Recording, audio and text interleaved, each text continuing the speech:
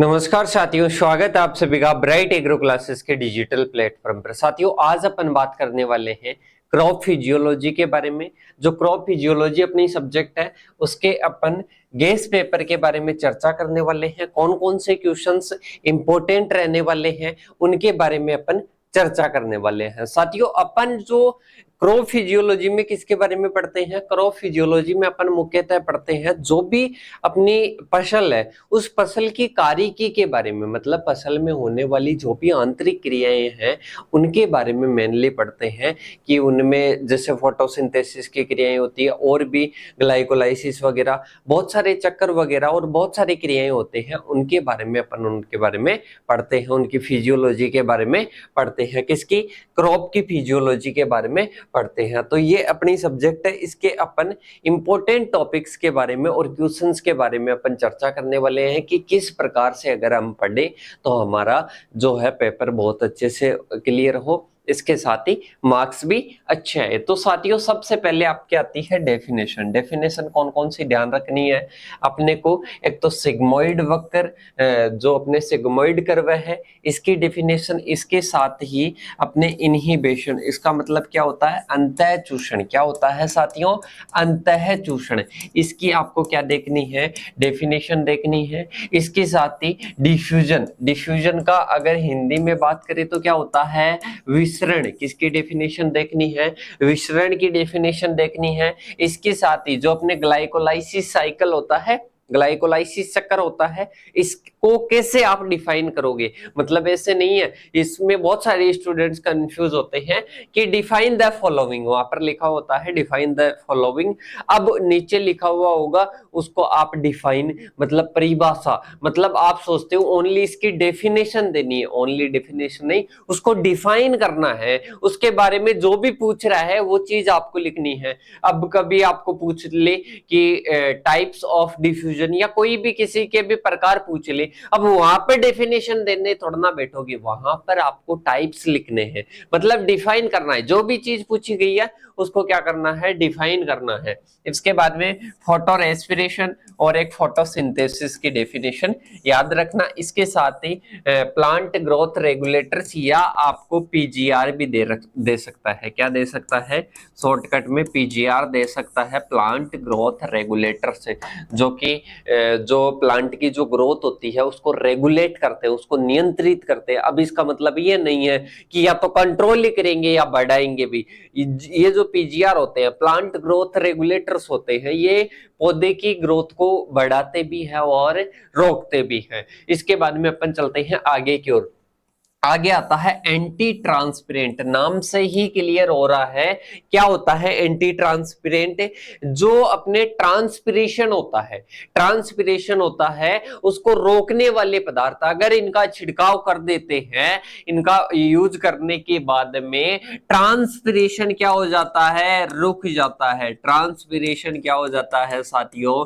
रुक जाता है। इनको किस नाम से जाना जाता है? एंटी ट्रांसपेरेंट के नाम से जाना जाता है। तो ये 8 अपने डेफिनेशन है मोस्ट इंपोर्टेंट। इसके बाद में अपन चलते हैं डिफरेंट, जो कि आपने जेट में पढ़ा हुआ है। ये पहला तो C3 C4 और केम प्लांट में आपको क्या देखना है? अंतर देखना है। अब बहुत सारे स्टूडेंट्स कंफ्यूज होंगे कि सर अंतर तो 2 में ही आता है, आपने 3 में बताया।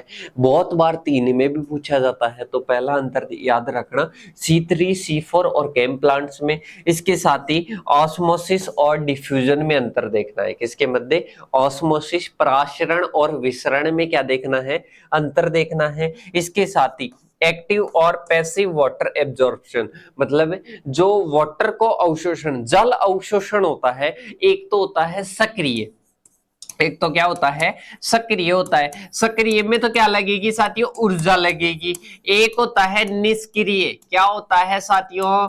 निष्क्रिय। क्या होता है? निष्क्रिय। तो इसमें ऊर्जा नहीं लगती है। एक और चीज का ध्यान रखना, एक जाइलम आपने नाम सुना होगा, एक फ्लोएम सुना होगा। एक तो क्या आता है? जाइलम और एक फ्लोएम। अगर आपको पूछ ले जल का जो संवहन होता है वो किससे होता है, तो वो होता है जाइलम से। जाइलम मतलब जल और फ्लोएम मतलब फूड। तो यहाँ से फ्लोएम से फूड का संवहन और जाइलम से जल का संवहन होता है। मोस्ट इंपोर्टेंट है। इसके बाद में अपन चलते हैं आगे की ओर। एक तो होता है ग्रोथ, एक होता है डेवलपमेंट। मतलब वृद्धि और किसके बीच में अंतर देखना है, विकास के अंदर। वृद्धि और विकास के अंदर क्या देखना है, अंतर देखना है। इसके बाद में प्रोकैरियोटिक सेल और यूकैरियोटिक सेल में क्या देखना है, अंतर। प्रोकैरियोटिक कोशिका और यूकैरियोटिक कोशिका में क्या देखना है, अंतर देखना है। इसमें विकसित केंद्र पाया जाता है, इसमें नहीं पाया जाता है। तो ये इनमें क्या देखने हैं, मुख्य मुख्य अंतर देखने हैं। इसके बाद में चलते हैं टिप्पणी किसमें पूछ सकता है।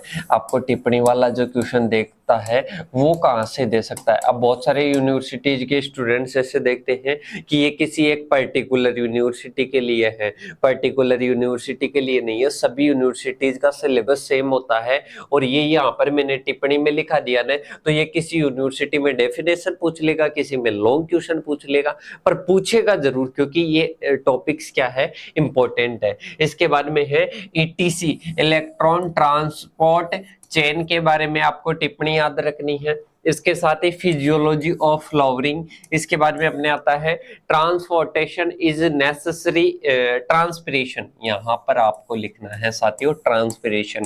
थोड़ी सी टाइपिंग मिस्टेक है, यहाँ पर आपको क्या लिखना है, transpiration is a necessary evil.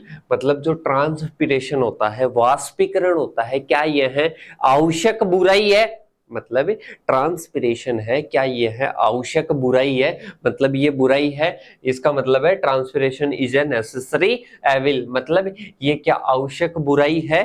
तो इसके बारे में आपको याद रखना है टिप्पणी। इसके बाद में वाटर पोटेंशियल, जल विभव और इसके जो कंपोनेंट्स हैं ये आपको याद रखने हैं। इसके साथ ही क्रेब्स साइकिल, किसके बारे में, क्रेब्स चक्कर के बारे में याद रखना है। किसके बारे में देखना है, क्रेब्स साइकिल या क्रेब्स चक्कर के बारे में देखना है। इसके बाद में अपने आता है न्यूट्रिएंट अपटेक मैकेनिज्म, मतलब न्यूट्रिएंट जो पोषक तत्व है इनको ग्रहण करने की जो क्रियाविधि होती है, इनको ग्रहण करने की जो क्रियाविधि होती है, इसके बारे में आपको देखना है। मतलब जो पोषक तत्व है इनको ग्रहण करने की क्या क्रियाविधि होती है, क्या मैकेनिज्म होती है, इसके बारे में देखना है।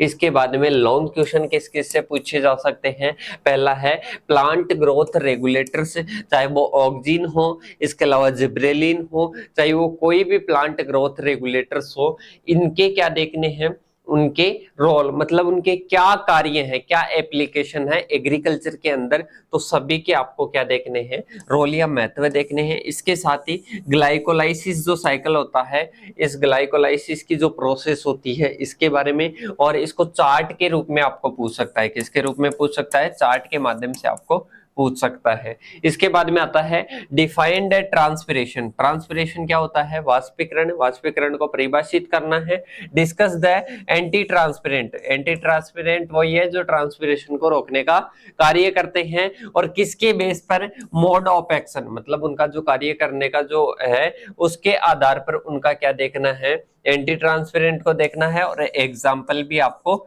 लिखने हैं। इसके साथ ही आपके जो स्टोमेटा, रंध्र को क्या देखना, रंध्र को क्या करना है, परिभाषित, रंध्र या स्टोमेटा को क्या करना है, परिभाषित करना है, और stomatal opening and closing mechanism आपको देखनी है। मतलब जो स्टोमेटा खुलते हैं, स्टोमेटा बंद होते हैं, इनकी जो क्रियाविधि होती है इसके बारे में देखना है। इसके बाद में आता है एनपीके फंक्शंस, मतलब नाइट्रोजन, फास्फोरस और पोटेशियम के कार्य और इनकी कमी के लक्षण।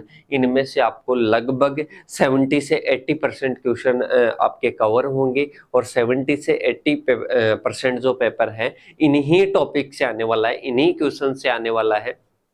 तो इनको बढ़िया तरीके से आपको क्या करना है, कवर करना है। इसके साथ ही अगर इसकी आपको पीडीएफ चाहिए तो वो आपको कहाँ पर मिलने वाली है, वो आपको मिलने वाली है अपने टेलीग्राम चैनल पर, और टेलीग्राम चैनल के लिंक के लिए आपको मैसेज करना है 86905966 38 इन नंबरों पर आपको हाई लिखकर अपने कॉलेज का नाम, आप स्वयं का नाम लिखकर मैसेज करना है। आपको तुरंत टेलीग्राम की लिंक मिल जाएगी, वहां पर आपको पीडीएफ ये मिल जाएगी। अब इसके बाद में अपन मिलेंगे ऐसी ही महत्वपूर्ण वीडियो के साथ में, जिसमें अपन गेस्ट पेपर की चर्चा करेंगे। और इस वीडियो को सभी साथियों के पास में शेयर करना है। चैनल पर नए हो तो चैनल को क्या करना है, सब्सक्राइब करना है। अब अपन मिलेंगे नेक्स्ट वीडियो के साथ, तब तक के लिए जय हिंद जय भारत साथियों।